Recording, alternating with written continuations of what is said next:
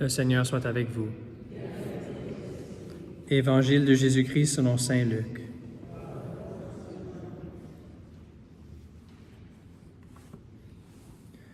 En ce temps-là, Jésus disait à ses disciples, « Restez en tenue de service, votre ceinture autour des reins et vos lampes allumées. Soyez comme des gens qui attendent leur maître à son retour des noces, pour lui ouvrir dès qu'il arrivera et frappera à la porte.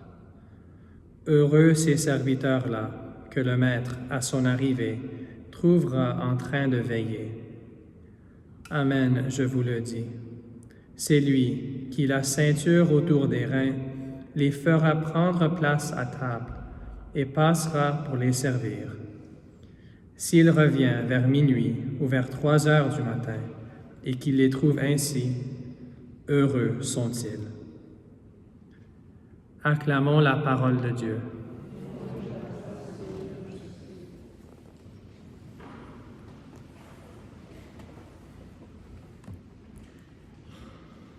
Mes frères et sœurs, ces images que le Seigneur nous donne aujourd'hui, d'être en tenue de service, notre ceinture autour des reins, les lampes allumées, ouvrir la porte dès que le maître vient cogner. Tout le monde ici, je crois, on peut comprendre que ça veut dire d'être prêt. Le Seigneur veut qu'on soit prêt quand il retourne. Alors, qu'est-ce que ça veut dire concrètement? Es-tu prêt? Est-ce que ça veut dire de prier tous les jours? Oui. Est-ce que ça veut dire de lire la Bible? Oui. Mais il y a quelque chose de même plus facile, de concret. C'est vraiment noir ou blanc. Parce que on ne sait jamais si on est prêt à faire quelque chose si on ne l'a jamais fait. Es-tu prêt à être marié si tu n'as jamais été marié? Oh, je ne sais pas, j'espère. Alors on peut dire, oh, je crois que je suis prêt, mais l'Église, dans sa miséricorde, nous donne quelque chose de très facile. Il y a quelque chose de primaire. Les autres choses que j'ai dit, la prière, ça c'est très important, mais c'est secondaire. D'abord, c'est être dans un état de grâce. C'est ça. Si tu es dans un état de grâce, tu es prêt à voir le Seigneur quand il revient. Si tu ne l'es pas, il faut aller à la confession. C'est tout. C'est aussi simple que ça. Peut-être, toi, tu dis, « OK, je comprends. Je sais c'est quoi l'état de grâce, je suis dans un état de grâce. » OK, ne garde pas ce trésor pour toi-même. Si tu aimes tes proches, tes amis, ta famille, il faut partager cette bonne nouvelle. Particulièrement, il y a 2 places que je trouve qui sont très importantes. Un, quand quelqu'un est vieux dans une maison de retraités, si tu as un parent, un grand-parent qui est âgé maintenant, il va peut-être décéder dans 1 année ou 2, parlez dès maintenant qu'un prêtre vienne entendre sa confession, lui donner les sacrements. C'est dommage, mais je vois souvent, c'est trop tard quand les personnes pensent à appeler un prêtre. La personne est déjà plus là ou morte.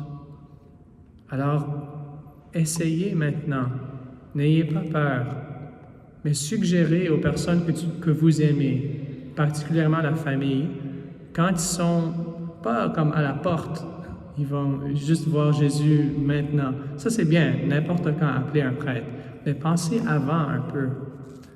Pensez à suggérer, OK, ça fait longtemps que grand-papa n'est pas allé à l'église.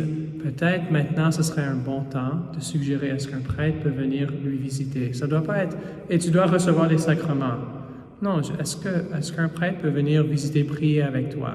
Et si c'est un bon prêtre, il va suggérer « Ah, ça fait longtemps que tu es allé à la confession, je peux t'aider. » OK, ça c'est un des moments. La deuxième, c'est quand tu as des amis ou de la famille qui vient avec toi à la messe.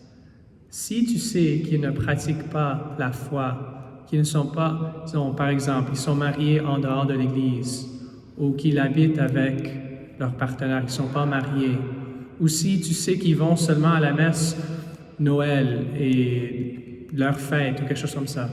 Mais il faut dire, parce que le prêtre n'a aucune façon de savoir si cette personne est dans un état de grâce. Mais si toi, tu sais la personne, il faut dire, hey, il faut aller à la confession avant de recevoir la Sainte Communion. La Sainte Communion, il faut être dans un état de grâce.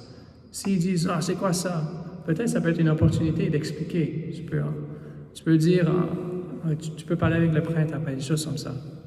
Ça, c'est, je trouve, deux moments très importants. Ça, c'est vraiment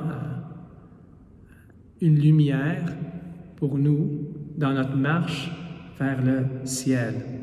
Personne ne sait s'il est vraiment prêt, autre que si le Seigneur nous dit, oui, tu as la certitude morale, tu n'as pas de péché mortel sur ta conscience, tu peux être en paix. Si on n'avait pas cette distinction entre état de grâce et péché mortel, on serait toujours confus, on aurait toujours un doute, je ne sais pas si je suis prêt.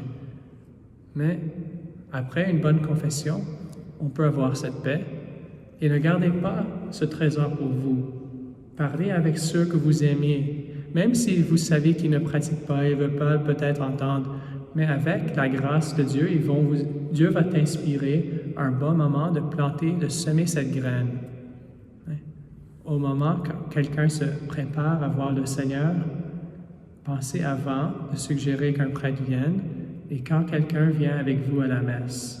Ce serait une opportunité d'évangéliser. Alors, on rend grâce au Seigneur pour nous avoir donné, nous, la foi, l'accès au sacrement, la certitude morale de sa vérité. On n'est pas dans la noirceur, comme saint Paul a dit, mais on a la lumière de notre foi. Alors, peut-être cette messe, on peut seulement rendre grâce de tout notre cœur pour toutes les grâces que le Seigneur nous a données.